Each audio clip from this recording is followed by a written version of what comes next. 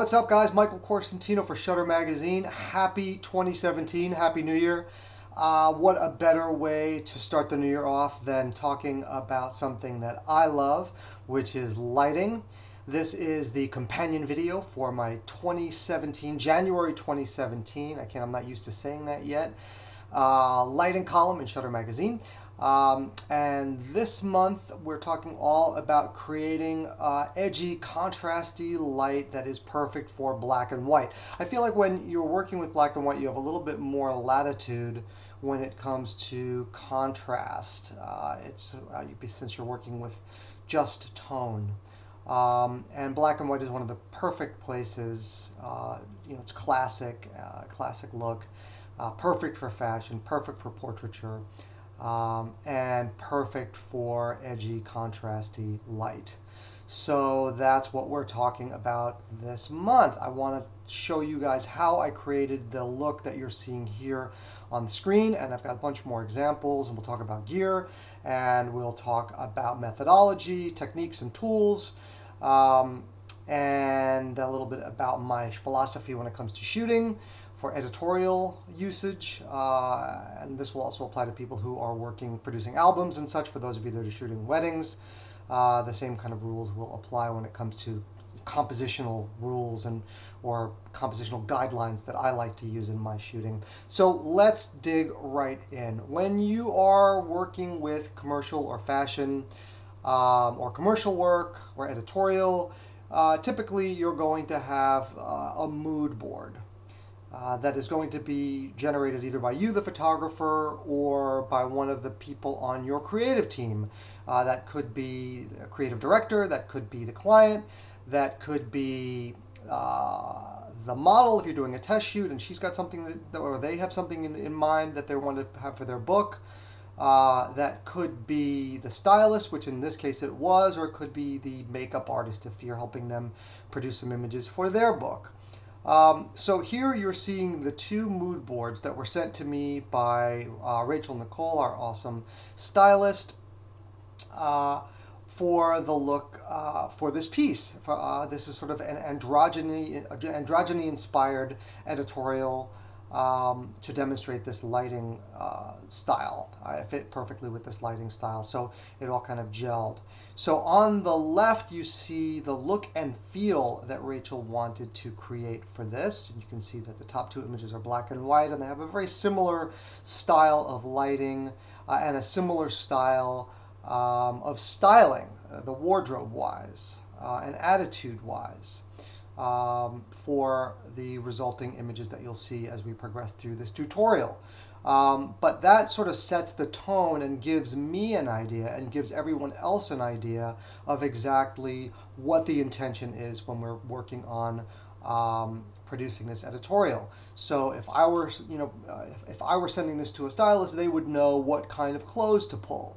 If I were sending this, to any other member of the team, they would know what the general direction, the creative direction for the piece was going to be, right? Same thing is true on the right. We have the hair and makeup mood board. And the hair and the makeup mood board, obviously, as this name would imply, dictates the general look and feel for the hair and makeup, kind of what the direction is for those things. So obviously that was going to fall under the purview of the hair and makeup artist, who is also working on, sometimes you have both, sometimes you have one person who does both of those things. So they would be, looking at that. But it's going to give everyone on the team a really solid idea of exactly what's going on. And even the hair and makeup mood board is going to help inform me as a photographer and as the person lighting the piece, what kind of lighting I'm going to use, because different kinds of makeup respond differently to different kinds of lighting. More iridescent makeup is going to pick up more specularity more quickly, and you might have to deal with blown out highlights and things like that. So, things to be cognizant of, where a more matte kind of dewy or dewy style makeup is going to respond differently, right? So, things to consider. Also, how the hair is styled is also going to dictate, to some extent, where your light needs to be. If there's going to be a lot of hair above, it kind of ends up like being like a hat, and you may need to move your lights a little bit lower to get lights into the eyes, and et cetera, et cetera. So let's move on. That's mood board. So before I move on, let me just say, creating these is really, don't overcomplicate it. This can be really easy. It can be as simple as a Dropbox folder. It can be a PDF created. If you have those skills, you can create something in Photoshop and turn it into a PDF. I've had people send me mood boards via Pinterest. So there's just a ton of ways you can create it using a Word doc. They're really easy. It's just a series of images.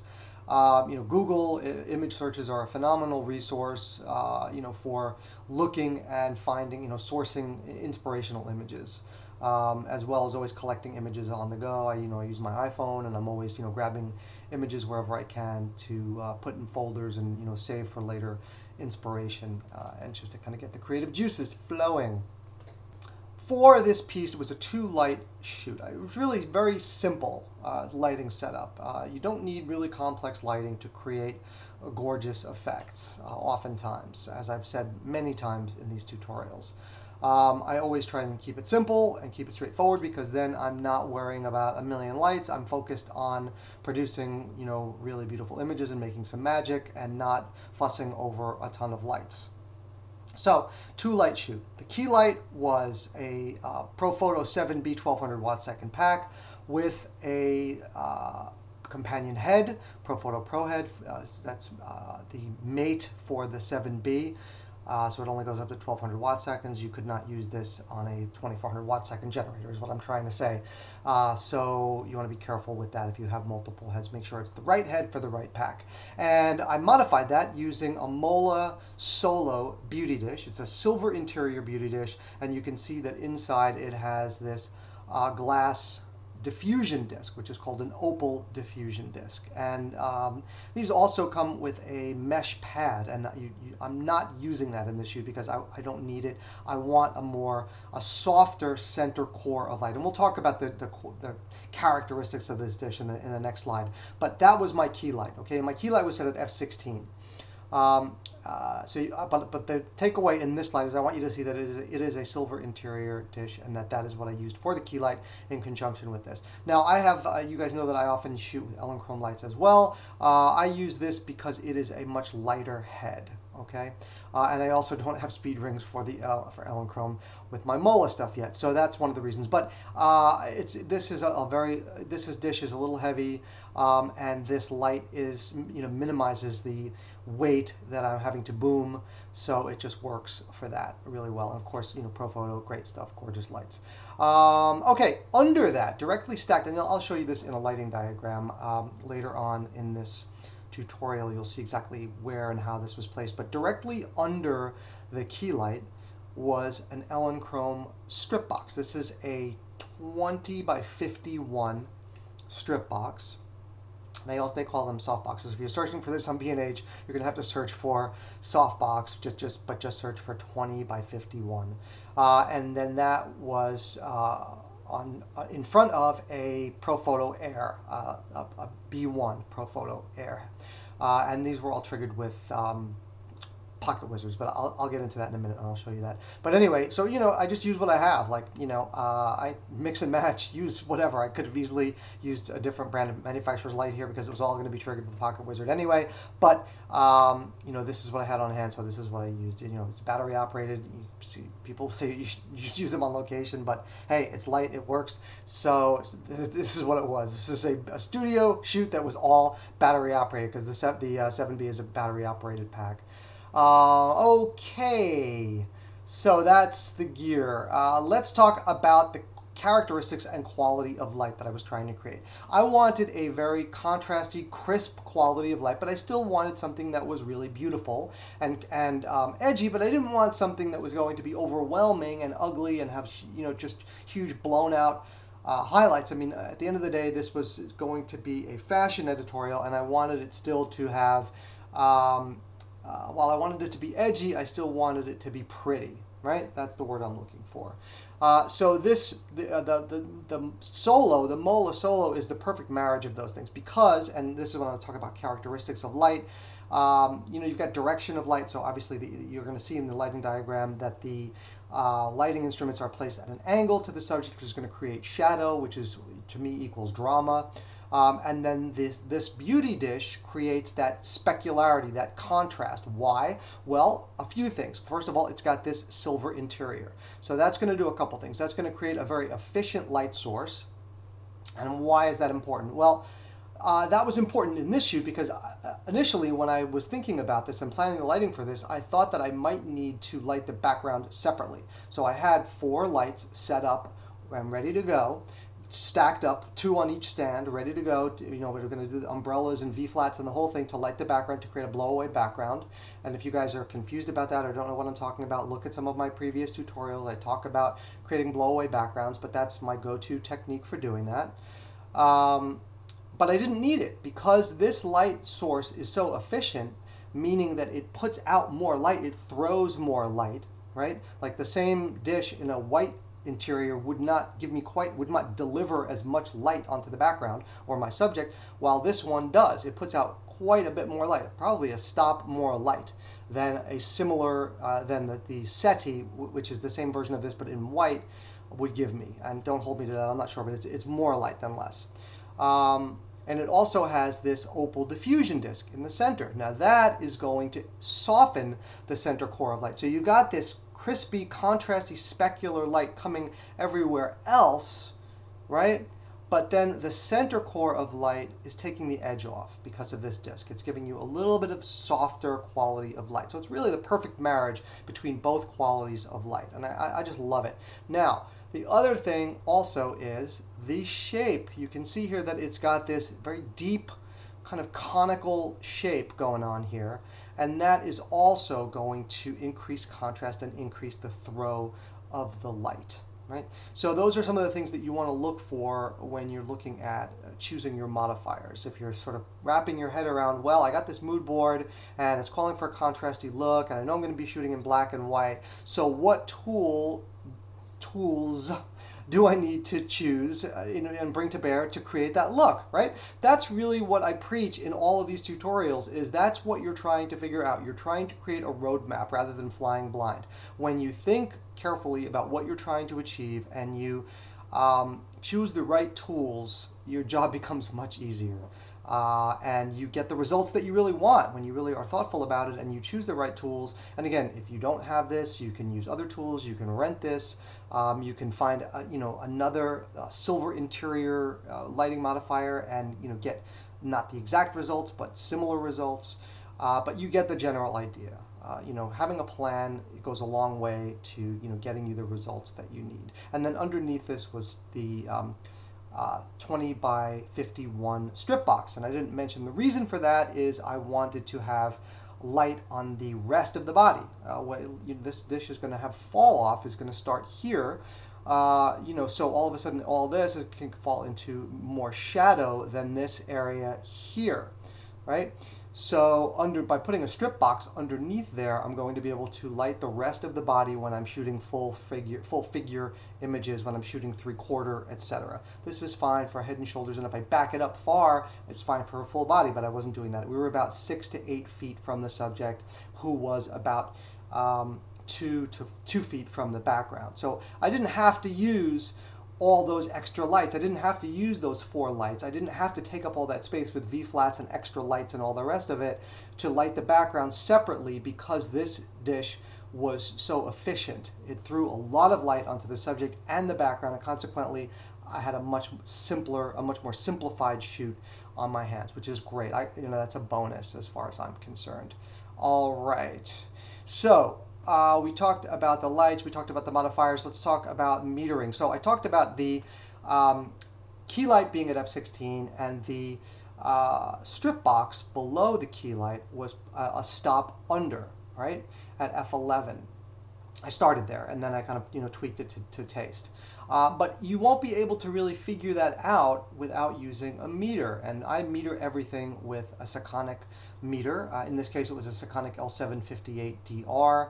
And that is why I trigger the lights with the Pocket Wizard Plus, because I'm able to trigger all of my lights, even those that are proprietary air triggered, using the Sekonic because it's got a built-in Pocket Wizard trigger inside of it. So when I take a meter reading, I hit the meter reading button, and it goes to the Pocket Wizards, and then the lights are triggered, right?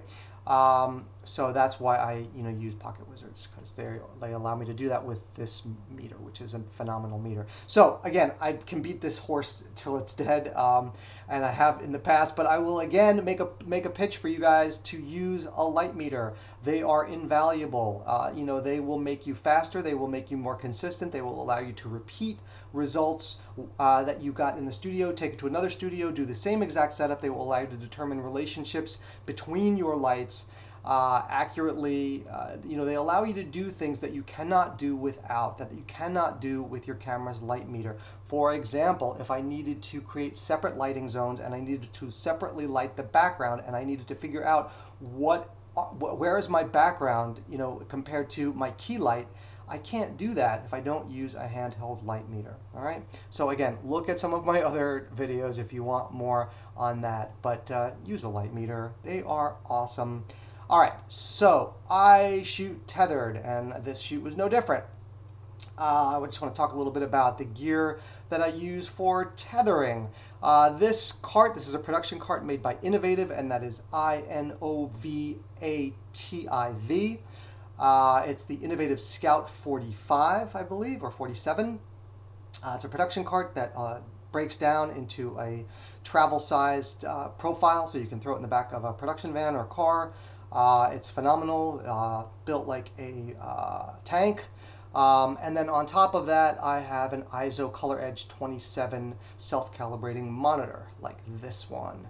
And there's an arm that you can get for this cart that allows you to hang the monitor above and all that. So kind of goes up here like this.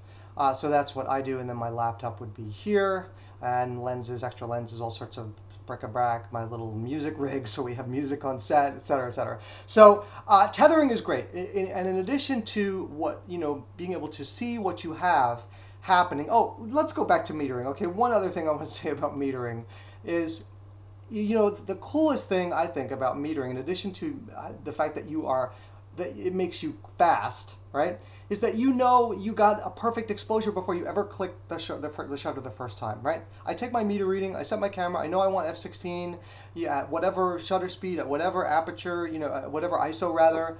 I set my lights, everything reads the way I want it. I go and I click the shutter, and the first image that pops up on my tethering is 100% perfect.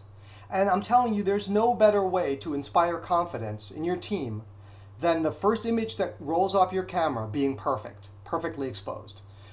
All of a sudden, everybody who's on set is like, okay, this guy knows what he's doing, right? So that alone is worth the price of admission when it comes to meters. If you're working with clients, people do not have time to mess around. It's like, they want to know they're working with a pro. They want to know they're working with someone who knows what they're doing. And so you could chimp and fool around with your settings and check and adjust and check and adjust. But, why would you not want to just take 2 seconds, take a meter reading, and then have the first image be perfect? Like, I can't even understand it. So anyway, I'll get off my hobby horse about meters, but there you go. So the other great thing about tethering, in addition to being able to obviously proof what you're shooting as you're doing it and see what you're doing and check your results, make sure the wardrobe is good, make sure the hair and makeup is good, make sure there's nothing distracting in the background if you're on location, etc., is that you are able to shoot tethered using process styles, or in Lightroom parlance, develop presets. So let's talk about that, because I wanted to create a black and white look for this. That was the final images were going to be in black and white. So one of the beautiful things when you're shooting tethered is that you can set up that black and white before you start shooting, so that as you're shooting in whatever color grade that you want to be shooting in, so your client sees exactly what they're going to get, right? And that can either be just kind of a temporary approximation, or you can really spend the time and dial it in exactly, and that's what we did here. Now you have presets that exist. They're called styles in Capture One, and here you can see it's adjustments, styles, built-in styles, black and white, and here are the black and white styles. And we chose black and white portrait 6 after bouncing around through these and really looking at all of them and kind of figuring out what the best look was for what we all had in mind. And here you can see what the settings are. Now, you can also tweak this. You can also just create your own. You can do a straight up black and white conversion and then create your own preset from there. You can tweak an existing preset or style rather. I still call them presets because I used to work in Lightroom.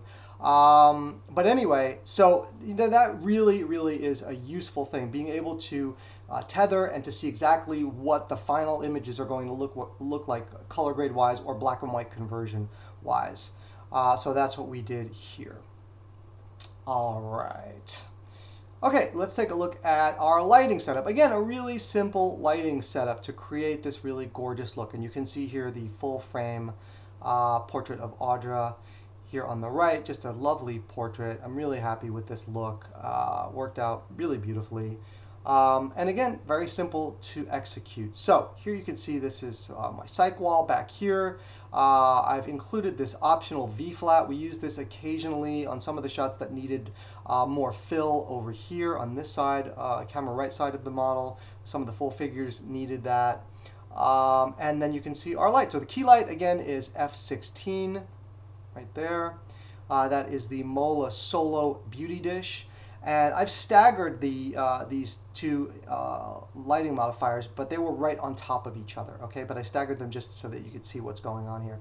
And right below that is the Elinchrom 20 by 51 strip box, right? So they were stacked right on top of each other. And those are just, camera left pointing at Audra and giving us this gorgeous light here that you see. I'll just make a couple hash marks there. And you can see we've got a nice catch light here, and it's really pretty lighting and really punchy and edgy. It's got some specularity, but it's not killing us. It's not overwhelming and blowing everything out, but it's giving us this really silvery, crispy kind of look, which I love. And you can see here that the strip light is giving us light there, and you'll see that more in the full figure images as well. So again, just nuts and bolts, we are at between 6 and 8 feet from here to here, and from here to here we are at about 2 feet from the background. All right, and this distance from here to here is going to vary depending on how much light we want to fill light we want to bring back in. All right, and that is that. And this was a stop under, right? The strip light was a stop under is where I started, so that would be F11. Okay, I don't want to forget anything. I always forget something at the end. I'm like, oh, I forgot to say this. All right. Okay, so now you can see I just pulled together the 5 images that I edited for this feature. There are just a ton of images I have to still edit because we got a lot of really great stuff. We shot 2 looks. On the left you see the first look, and again this was sort of one of the boys' androgyny style inspired shoot. So we went with a preppy look for the first look, and the second look was more of a rock and roll look, which I think you can see is on point. It definitely is a contrast in style of wardrobe. Rachel did just an awesome job pulling clothes for this, and Evelyn killed it with the makeup, and Audra's just an amazing model. So it's all about when you work with a team, the result is always greater than the sum of the parts. I think that's how that saying goes. So, I'm a huge proponent of working with a team. You're always going to get better results when you work with a team. It's all about collaborating. And that's why I love fashion and editorial, because there's always a team involved. And the same is true of commercial. You've got multiple minds, you've got multiple sets of eyes, and people who are all invested in a common goal of creating something really cool. So there you go. All right, I want to also touch on something that I talked about in the article, which is compositional compositional elements, and that is shooting multiple versions, shooting multiple aspects, or rather, what's the word I'm looking for? Shooting tight, shooting wide, shooting details. Giving yourself a range of options when you're shooting, okay? For me, I have to really fight not to get stuck in a box and just shoot the same thing to death, right? And constantly remind myself, okay, you shot full figure, now you need to shoot portrait really tight. Now you need to shoot some detail. Now you need to shoot 3/4. And now you need to shoot from a different angle. Now you need to have the model turn left. Now you need to have the model turn right. Now you should try some ground posing. Now you should put the model on a prop, like an apple box or a ladder or a stool or a cool chair. All of those things. You need to create variety. The more variety that you have, both in your composition and the style that you're shooting in, the more options that you have to build a cool looking editorial and to create tension and contrast in your layouts. So for example, I've put these two images together for you to see how important that is. Here you've got, and this is a real classic kind of editorial technique, is using a tight shot and a full figure shot next to each other. And you can see how powerfully that works together, that combination, right? So you can do something like this, or you can do a 3/4 shot on the right, and you can do the tight shot on the left. I like to have the images that are, I like to really think about the way the images are working with the gutter also. So for example, here on the left we've got the image of Audra, and she's looking in toward the gutter of the magazine if this were printed, and it is for magazines, for Shutter magazine, obviously. And on the right we have an image with Audra's where her head is oriented toward the gutter, toward the inside of the gutter. So both of them are kind of oriented toward one another, and that really plays well. Now you could, absolutely put the image of Audra looking, with her facing out if we would have swapped this image and put it on the other side, but I think it works better this way. All right, so we can also do something like this where we have the 3/4 and full figure. So I think you're getting the point. The big takeaway here is options, is variety, is creating wide shots, tight shots, detail shots. There's a bunch of detail shots that didn't make it into this video, but there's some just of her hands holding the tie and working the jacket lapel and things like that. So, and some that are just of the big ring in the rock and roll look. So, all of those would be in a larger editorial, and something that had 10 or more images, there'd be a lot. I'd have the meat that I needed to create the breadth of a full-blown editorial, right? And hopefully maybe I'll get to publish some of those later for you guys. Maybe I'll throw them up on the Facebook, on the Shutterfest Facebook page. All right, so let's take a look at our other look. Here is our rock and roll inspired look. All right, so same thing, nice tight shot, the portrait on the right, and then a full figure shot, and this time incorporating a prop using an apple box, a distressed apple box, on the left. And this is an apple box. This is not some apple box that I just happen to have that was 20 years of being beaten on. This is an apple box that I contracted a prop house in New York to, after seeing a cool picture on Google image search, there we go, saying, oh my God, I want an apple box like that. That is the coolest thing. I need a beaten up apple box. So I had one made for me, a whole set of them, and worked with them, back and forth to get it distressed just the right amount so that it didn't look fakey fake. And there you go. So, look for cool props. You can look at antique houses. You can, estate sales. There's just a ton of resources, but you can always have things made as well. So that is edgy fashion, black and white lighting. So I hope you guys have enjoyed it. We had a ton of fun doing this, and I look forward to doing more cool stuff for you. As always, try these things, get out there and swing for the fences, get your creativity going. I hope that this has inspired you, as I trip over my words, to do cool stuff and to experiment and try new things. Again, you don't have to have all of this specific gear. The big takeaway is, silver interior. And try, stacking your modifiers to get full coverage. You can see here that we've got, lots of coverage on the entire body, and that's why I did that. So post your questions on the Facebook Shutterfest page, and I will answer them. Also, if you have any questions, post them on the YouTube video page, and I will do my best to answer them there as well. Wishing you guys a very, very awesome and happy 2017. I will catch you next time here at Shutter Magazine.